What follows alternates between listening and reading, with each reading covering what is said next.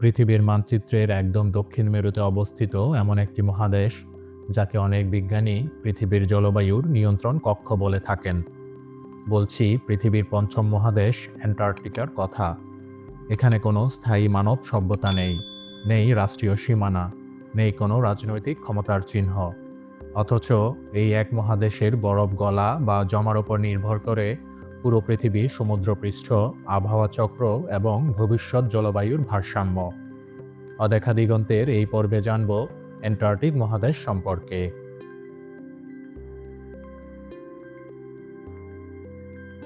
এটি ভৌগোলিকভাবে দক্ষিণ মেরুকে ঘিরে থাকা একটি বিশাল মহাদেশ, যার আয়তন প্রায় 14 মিলিয়ন বর্গ কিলোমিটার। শীতকালে সমুদ্রের বরফ যুক্ত হলে এই আয়তন আরও কয়েক মিলিয়ন বর্গ কিলোমিটার বেড়ে যায়।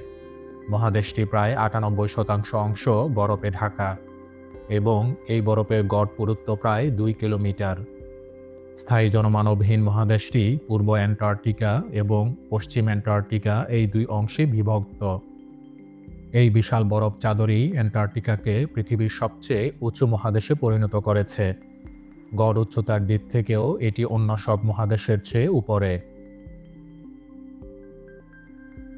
অ্যান্টার্কটিক শব্দটা এসেছে গ্রিক শব্দ অ্যান্টার্কটিকোস থেকে, যার অর্থ হল আর্কটিকের বিপরীত দিক। উত্তর মেরুর আর্কটিক যেমন বরফে ঢাকা, ঠিক তেমনি দক্ষিণে অ্যান্টার্কটিকা তার প্রতিচ্ছবি। তবে পার্থক্য হল আর্কটিক মূলত বরফে ঢাকা সমুদ্র, আর অ্যান্টার্কটিকা হলো একটি পূর্ণাঙ্গ মহাদেশ, যার নিচে রয়েছে পাথর, পাহাড় ও ভূতাত্ত্বিক কাঠামো। দক্ষিণ মেরুতে যাওয়ার মূলত দুটি পথ আছে। একটা হলো দক্ষিণ আফ্রিকার কেপটাউন থেকে, যেটা সবচেয়ে কঠিন। এখানে প্রায় 5.5 ঘন্টা প্লেনে উড়ে অ্যান্টার্কটিকার একদম প্রান্তে নামতে হয়। আর একটা পথ হলো আর্জেন্টিনা বা চিলি থেকে, যেখানে পর্যটক জাহাজে প্রায় 14 দিন লেগে যায়। তাও পুরোপুরি দক্ষিণ মেরু নয়, শুধু এর কিছু অংশ। বছরে সর্বোচ্চ মাত্র 400 জন মানুষ এই রুট দিয়ে যেতে পারে। তাই বোঝাই যাচ্ছে কতটা এক্সক্লুসিভ আর কঠিন এই যাত্রা। প্লেনে করে যাবার দুটো অপশন থাকে। একটা হলো 7 দিনের ট্রিপ, যেখানে পুরো সময় ইন্টারনেট থাকবে না। আর একটা হলো 12 ঘন্টার ট্রিপ, গিয়ে আবার ফিরে আসা যায়। 1773 সালে জেমস কুক ও তার দল প্রথমবার অ্যান্টার্কটিক সার্কেল পার করলেও তারা মূল ভূখণ্ড দেখতে পারেননি। খুব কাছে গিয়ে ফিরতে হয়েছিল। 1820 সালে অবশেষে কয়েকটি অভিযাত্রী দল দূর থেকে বরফে ঢাকা মূলভূমি দেখতে পায়। এদের মধ্যে ছিলেন রাশিয়ার বেলিংশসেন ও লাজারেভ, ব্রিটেনের এডওয়ার্ড ব্রান্সফিল্ড, আমেরিকার নাথানিয়াল পামার। ধারণা করা হয় 1821 সালের দিকে ক্যাপ্টেন জন ডেভিস প্রথম বরফের উপর পা রাখেন, যদিও প্রমাণ পুরোপুরি নিশ্চিত নয়। 1900 সালের শুরুতে শুরু হয় অভিযানের স্বর্ণযুগ। অনেকেই দক্ষিণ মেরুতে পৌঁছাতে গিয়ে প্রাণ পর্যন্ত হারান।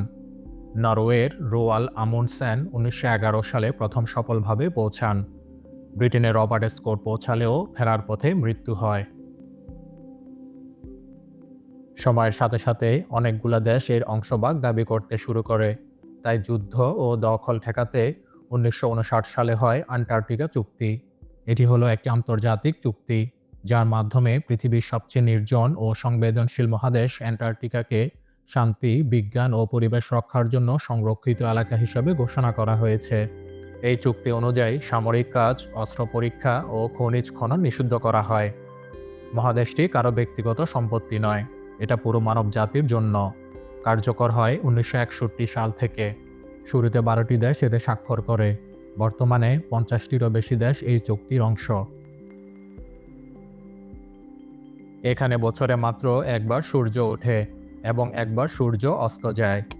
6 মাস টানা দিন ও 6 মাস টানা রাত অ্যান্টার্কটিক জীবনের স্বাভাবিক বাস্তবতা। এই চরম পরিবেশে অবস্থিত আমুন্ডসেন স্কট সাউথ পোল স্টেশন, যেখানে বিজ্ঞানীরা মহাকাশ, জলবায়ু ও ভূতত্ত্ব নিয়ে গবেষণা করেন। মহাদেশটি পৃথিবীর সবচেয়ে ঠান্ডা স্থান হওয়ার পেছনে রয়েছে কয়েকটি বৈজ্ঞানিক কারণ। প্রথমত, সূর্যের আলো এখানে খুব তির্যকভাবে পড়ে। দ্বিতীয়ত, বরফ সূর্যের আলো প্রতিফলিত করে দেয়। তৃতীয়ত, মহাদেশটির উচ্চতা বেশি। এসব কারণে এখানে তাপমাত্রা রেকর্ড অনুযায়ী -89.2 সেন্টিগ্রেড পর্যন্ত নিচে নেমেছে। এমন তাপমাত্রায় মানুষের শরীর কয়েক মিনিটেই বিপর্যস্ত হয়ে যেতে পারে। এই মহাদেশের বাতাসও ভয়ঙ্কর। ক্যাটাবেটিক উইন্ড নামে পরিচিত এই বাতাস বরফ আচ্ছাদিত উঁচু অঞ্চল থেকে নিচের দিকে নেমে আসে এবং ঘন্টায় ৩০০ কিলোমিটার পর্যন্ত গতি অর্জন করতে পারে। এই বাতাস শুধু ঠান্ডা নয়, এটি তুষার ঝড়, হিমঝড় এবং হোয়াইট আউট তৈরি করে, যা গবেষণা স্টেশনগুলোর জন্য বড় হুমকি। হোয়াইট আউট হলো এক ধরনের চরম প্রাকৃতিক আবহাওয়া পরিস্থিতি, যেখানে চারপাশ পুরোপুরি সাদা দেখায়, যেখানে দিগন্ত, আকাশ আর ভূমির মধ্যে কোনো পার্থক্য বোঝা যায় না। সহজ ভাষায় বললে সব কিছু আছে, কিন্তু কিছুই দেখা যায় না। এই মহাদেশের সবচেয়ে বিস্ময়কর দিকগুলোর একটি হলো এর বরফের নিচে লুকিয়ে থাকা জগৎ। বিজ্ঞানীরা বরফ ভেদ করে আবিষ্কার করেছেন ৪০০টিরও বেশি সাবগ্লেসিয়াল হ্রদ। বরফের নিচে বন্দী থাকা তরল পানির বিশাল হ্রদই হলো সাবগ্লেসিয়াল হ্রদ। এর মধ্যে ল্যাক ভস্টক সবচেয়ে রহস্যময়। এটি প্রায় ১৫ মিলিয়ন বছর ধরে বরফের নিচে বিচ্ছিন্ন অবস্থায় রয়েছে। বিজ্ঞানীদের ধারণা, এখানে এমন মাইক্রোব বা অতি ক্ষুদ্র জীব থাকতে পারে যেগুলো পৃথিবীর জীবনের উৎপত্তি বোঝার ক্ষেত্রে গুরুত্বপূর্ণ ইঙ্গিত দিতে পারে। বরফে ঢাকা হলেও মহাদেশটি জীবশূন্য নয়। পেঙ্গুইন, সিল, তিমি এবং বিশেষভাবে ক্রিল এই অঞ্চলের বাস্তুতন্ত্রের মেরুদণ্ড। ক্রিল না থাকলে তিমি, সিল, এমনকি পেঙ্গুইনও টিকে থাকতে পারত না। এই ছোট প্রাণীগুলোই এই অঞ্চলের খাদ্যচক্রের ভিত্তি। এখানে স্থায়ী মানুষ বসবাস করে না, কিন্তু বিজ্ঞানীরা এখানে অস্থায়ীভাবে থাকেন। গ্রীষ্মকালে প্রায় ৪,০০০ জন এবং শীতকালে মাত্র ১,০০০ জনের মতো বিজ্ঞানী এখানে অবস্থান করেন। তারা গবেষণা করেন জলবায়ু পরিবর্তন, বরফের গতিবিধি, মহাকাশ রশ্মি এবং পৃথিবীর প্রাচীন বায়ুমণ্ডল নিয়ে। বর্তমানে অ্যান্টার্কটিকা সবচেয়ে বড় হুমকির মুখে রয়েছে জলবায়ু পরিবর্তনের কারণে। বিশেষ করে ওয়েস্ট অ্যান্টার্কটিকা আইস শিট দ্রুত দুর্বল হয়ে পড়ছে।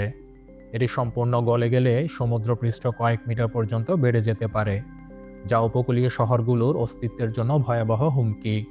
এর বরফ পৃথিবীর জন্য এত গুরুত্বপূর্ণ কারণ এখানে সংরক্ষিত রয়েছে বিশ্বের প্রায় ৭০% মিঠা পানির বরফ। এই বরফ সূর্যের আলো প্রতিফলিত করে পৃথিবীর তাপমাত্রা নিয়ন্ত্রণে ভূমিকা রাখে।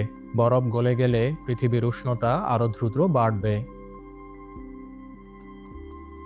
অনেকেই জানেন না, অ্যান্টার্কটিকাতে রয়েছে মাউন্ট এরিবাস নামের একটি সক্রিয় আগ্নেয়গিরি, যা বরফের মধ্যেও লাভা ছড়িয়ে দেয়। এটি প্রমাণ করে যে অ্যান্টার্কটিকা কেবল বরফের নয়, এটি ভূতাত্ত্বিকভাবে জীবন্ত একটি মহাদেশ। এখানে যারা কাজ করেন তারা মাসের পর মাস পরিবার থেকে দূরে থাকেন।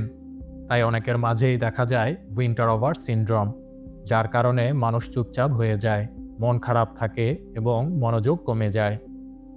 অ্যান্টার্কটিকায় জীবন মানে বিলাসিতা নয়, টিকে থাকার হিসেব। এখানে নেই বাজার, নেই রেস্টুরেন্ট। বেশিরভাগ খাবারই আসে অনেক আগেই পাঠানো ফ্রোজেন বা ক্যানজাত ভাবে, তাই তাজা ফল সবজি মিললে সেটা উৎসবের মতো লাগে। পানি পেতে বরফ গলাতে হয়।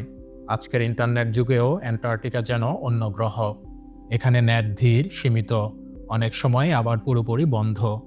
ভিডিও কল প্রায় বিলাসিতা। ঝড় উঠলে বাইরের দুনিয়ার সাথে যোগাযোগ বিচ্ছিন্ন হয়ে যায়।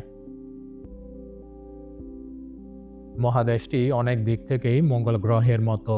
এ কারণেই নাসা ও অন্যান্য মহাকাশ সংস্থা এখানে গবেষণা চালায়। এর বরফ শুধু ঠান্ডা নয়, এটি পৃথিবীর স্মৃতিভাণ্ডার। বিজ্ঞানীরা হাজার হাজার বছরের পুরনো বরফ কেটে নিয়ে আইসকোর সংগ্রহ করেন। এই বরফের ভেতরে আটকে আছে প্রাচীন বাতাস, ধূলিকণা, এমনকি আগ্নেয়গিরির ছাই।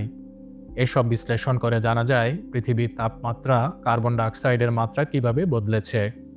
মানে অ্যান্টার্কটিকা আমাদের অতীত বলে দেয়, যাতে আমরা ভবিষ্যৎ বুঝতে পারি। অ্যান্টার্কটিকা পৃথিবীর সবচেয়ে বড় মরুভূমি, কারণ এখানে বৃষ্টিপাত সবচেয়ে কম। এখানে কখনো স্থায়ীভাবে বৃষ্টি হয়নি। গ্লোবাল ওয়ার্মিংয়ের কারণে অ্যান্টার্কটিকার বরফ দ্রুত গলছে। সবশেষে বলা যায়, এই মহাদেশ কারো কোনো দেশের সম্পত্তি নয়।